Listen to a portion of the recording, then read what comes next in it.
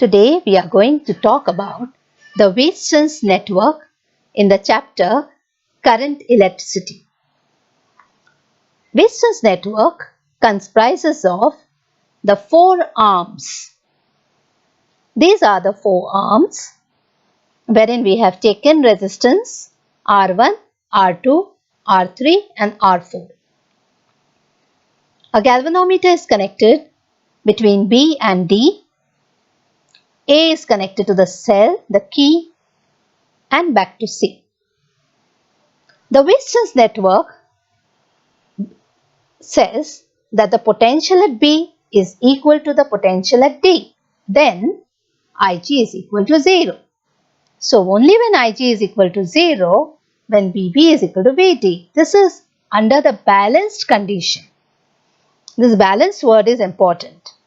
So in balanced condition, galvanometer does not show any deflection.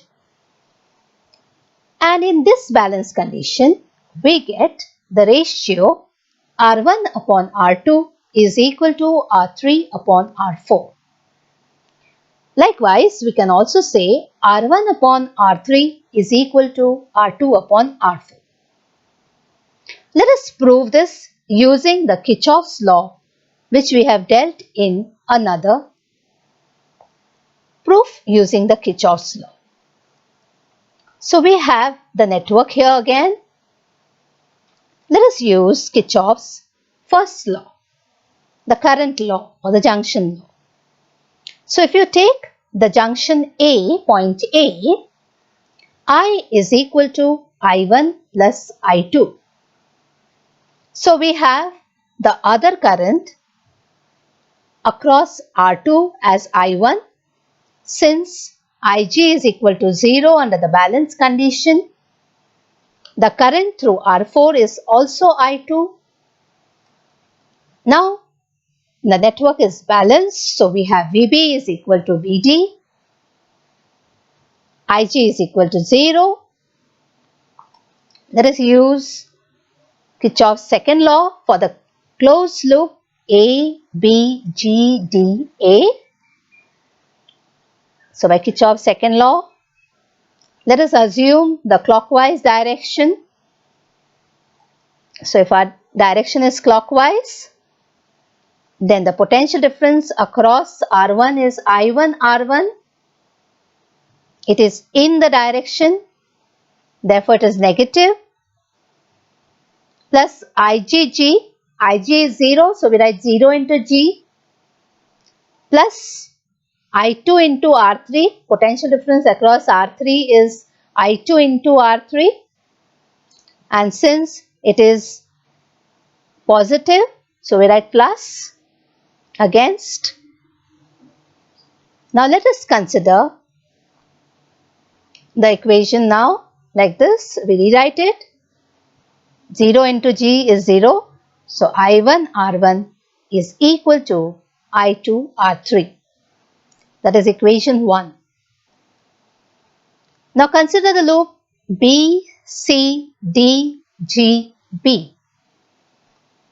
Now in this loop again use Kirchhoff's second law. The potential difference across R2 is I1 into I2. I1 into R2, since it is in the direction, it is negative. Then we have potential difference across R4, that is I1 into R4. It is against, so plus I1 R4 plus IgG. Ig is 0, so 0 into G is equal to 0. So again we can rewrite the equation. I1 R2 is equal to I2 R4. This equation 2. Now let us divide equation 1 and 2. We get R1 upon R2 is equal to R3 upon R4. So this is the proof of Kirchhoff's law for meter bridge. Now proof by potential difference method. We have the same circuit.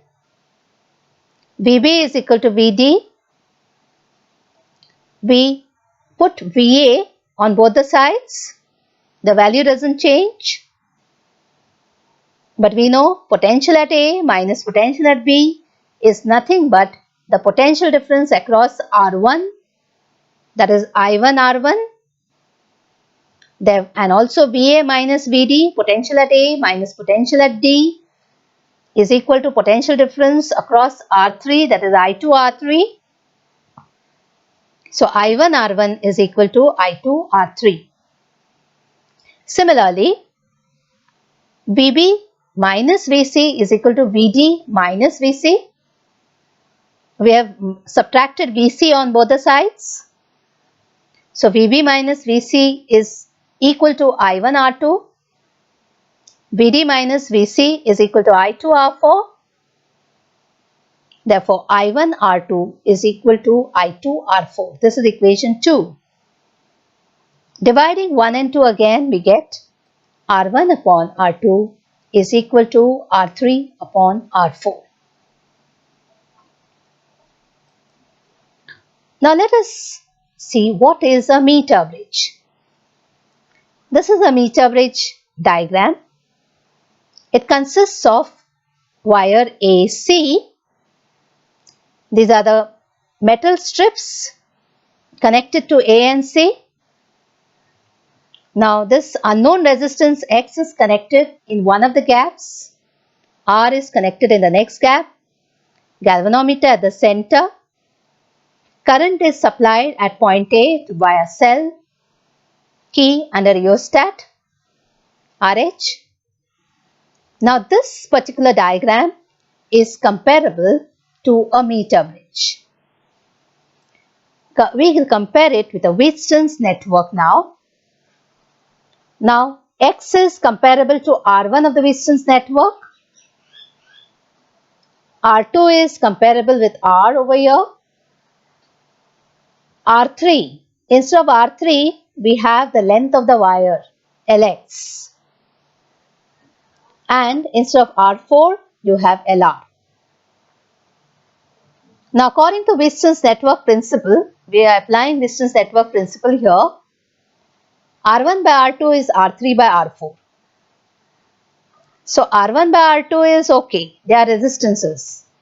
But R3 and R4 are in the form of length of the wire. So, we can transform it by writing in terms of resistivity or specific resistance of the wire. So, R3 is comparable to rho Lx by A. R4 will be rho Lr by A. Now, Lx and Lr are the lengths when the bridge is balanced. Remember that.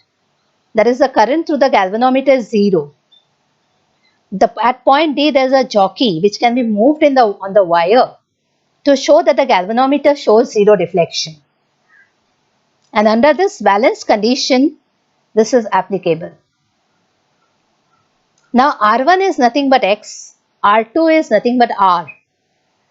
So, we replace R1 and R2 by X and R. So, X upon R is equal to Lx upon Lr. Therefore, the unknown resistance capital X is equal to R Lx upon Lr. So, this meter bridge can be used to find out the unknown resistance. Thank you. We'll continue next time.